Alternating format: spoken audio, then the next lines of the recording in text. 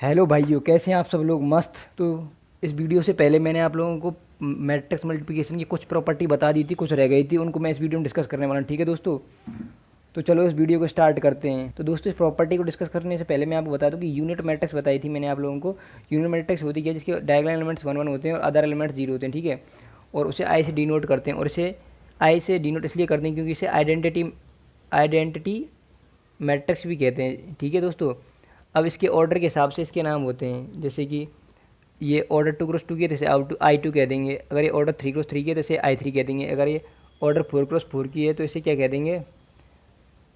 आई 4 कह देंगे। ठीक है दोस्तों, और इसमें डायगोनल एलिमेंट्स 1 1 होते हैं, अदर एलिमेंट्स 0 होते हैं। अगर इसका किसी भी मैट्रिक्स के साथ मल्टीप्लिकेशन करें तो वही मैट्रिक्स आ जाती है। ठीक है, जैसे कि अगर प्रॉपर्टी को पढ़ लेते हैं, क्या लिखा हुआ है? For every square matrix there exist an identity matrix of same order such that I A is equal to A I बराबर ए। ठीक है दोस्तों, मतलब आइडेंटिटी मैट्रिक्स का ए के साथ मल्टीप्लिकेशन करेंगे तो ए ही आ जाएगा। ठीक है दोस्तों, अब चलो नेक्स्ट प्रॉपर्टी पर चलते हैं। पहले इसे पढ़ लेते हैं ये क्या कह रही है। ठीक है दोस्तों, अगर हमारे पास तीन मैट्रिक्स ए बी सी इस प्रकार हैं कि उसके ए बी मल्टीप्लिकेशन और बी सी मल्टीप्लिकेशन पॉसिबल हैं, तो यह एसोसिएटिव लॉ फॉलो करेगा। ठीक है, बट ये तो आप लोगों को पता ही है पहले कि मैट्रिक्स मल्टीप्लिकेशन कॉम्यूटेटिव नहीं होता है, मतलब A B does not equal to B होता है। ठीक है दोस्तों, बट ये एसोसिएटिव लॉ फॉलो करता है मैट्रिक्स मल्टीप्लिकेशन। ठीक है, मतलब आप ए बी का मल्टीप्लाई कर दो और बाद में सी का पोस्ट मल्टीप्लिकेशन कर दो, तो ये किसके बराबर होगा? आप बी सी का मल्टीप्लिकेशन कर दो, उसका प्री मल्टीप्लिकेशन कर दो ए के साथ। ठीक है दोस्तों, और ये प्री और पोस्ट क्या है अगर आपको नहीं पता है तो, मतलब जैसे कोई मैट्रिक्स ए है और इधर कोई बराबर कोई मैट्रिक्स सी है। ठीक है, तो इन दोनों के अगर हमें पहले मतलब आगे से किसी मैट्रिक्स से मल्टीप्लिकेशन कर दें तो वो प्री मल्टीप्लिकेशन होता है, अगर पीछे से मल्टीप्लिकेशन कर दें तो वो पोस्ट मल्टीप्लिकेशन होता है। ठीक है, इसे हम आगे से इससे एक्स मैट्रिक्स का मल्टीप्लिकेशन करते हैं तो ये क्या होगा? प्री मल्टीप्लिकेशन होगा। ठीक है दोस्तों, अगर हम पीछे से किसी वाई मैट्रिक्स का मल्टीप्लिकेशन करते हैं तो ये पोस्ट मल्टीप्लिकेशन होगा। ठीक है दोस्तों, तो चलो हमारी ये प्रॉपर्टी हो गई है। अब आप सोच रहे होंगे हमने आपको एग्जाम्पल तो दी नहीं है, तो दोस्तों अगर एग्जाम्पल देंगे तो बहुत लंबा हो जाएगा, 3 बार मल्टीप्लिकेशन करना है, इसलिए आप 2 क्रॉस 2 के कोई 3 आसान से मैट्रिक्स लेकर इस प्रॉपर्टी को स्वयं प्रूव कर सकते हैं। तो चलो दोस्तों अपनी नेक्स्ट प्रॉपर्टी पर चलते हैं। नेक्स्ट प्रॉपर्टी क्या है? डिस्ट्रीब्यूटिविटी।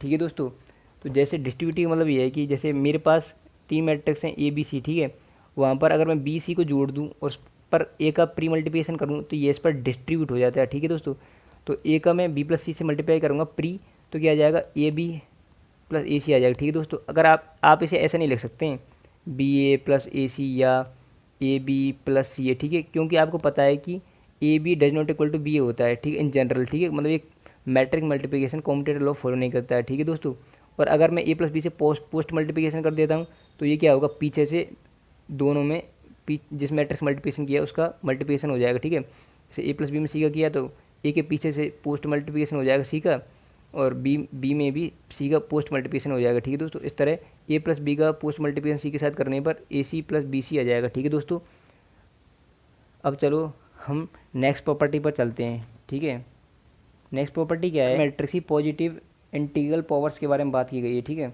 जैसे कि हमारे पास ए क्यू है, क्या? ए क्यू। ए क्यू को हम क्या लिख सकते हैं? ए स्क्वायर इंटू ए, या क्या लिख सकते हैं? और ए इंटू ए, और क्या लिख सकते हैं?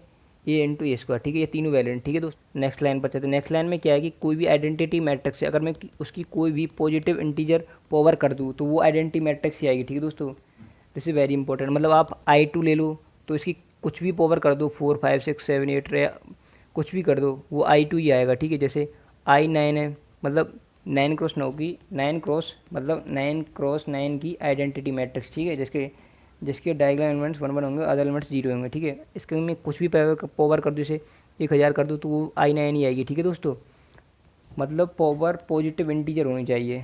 तो अब इसी तरह अगर अगर ए मैट्रिक्स की पावर एम और ए मैट्रिक्स की पावर एन, इनका मल्टीप्लिकेशन किया जाए तो यह ए की पावर एम प्लस एन के बराबर होगा। ठीक है, ये मतलब वैलिड है, ये मतलब वैलिड है। ठीक है, इसी तरह ए की पावर एम है और इसकी पावर एन कर देते हैं तो ए की पावर एम इंटू एन के बराबर होगा। ठीक है, ये भी वैलिड है। ठीक है दोस्तों, अब चलो नेक्स्ट लाइन पर चलते हैं। नेक्स्ट लाइन में क्या है कि किसी भी मैट्रिक्स 0 पावर करते हैं तो उसका मतलब एक आइडेंटिटी मैट्रिक्स होता है, वो उसी ऑर्डर की होती है जिस ऑर्डर की वो मैट्रिक्स ए होती है, जिसकी पावर हमने 0 की है। ठीक है दोस्तों, जैसे कि हम कोई भी मैट्रिक्स ए ले लेते हैं, जैसे 4 1 0 2 2 क्रॉस 2 की मैंने मैट्रिक्स ले ली है। अगर मैं इसकी पावर को 0 करूँगा तो मेरे पास आइडेंटिटी मैट्रिक्स आएगी, किस ऑर्डर की, 2 ऑर्डर की। ठीक है दोस्तों, तो ये आ गया है ना।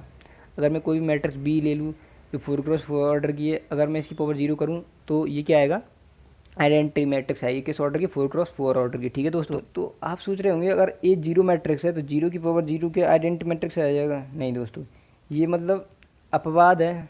ठीक है, ये दोस्तों डिफाइन नहीं होता है, मतलब अगर ए 0 मैट्रिक्स है और नल मैट्रिक्स है तो ये डिफाइन नहीं होगा। ठीक है, ये ओनली नॉन 0 मैट्रिक्स के लिए डिफाइन होता है। ठीक है दोस्तों, तो दोस्तों इस वीडियो के लिए बस इतना ही। अगर आपको ये समझ में आया है तो हमारी वीडियो को लाइक करें, शेयर करें और चैनल को सब्सक्राइब करें। और इसके साथ साथ हमारी वेबसाइट www.jorable.com को विजिट करना ना भूलें, जिस पर आपको तीनों सब्जेक्ट का मटेरियल मिलेगा। ठीक है, आपके IITian ब्रदर्स के द्वारा जो तैयार किया गया है। ठीक है, तो bye bye, take care, thank you दोस्तों।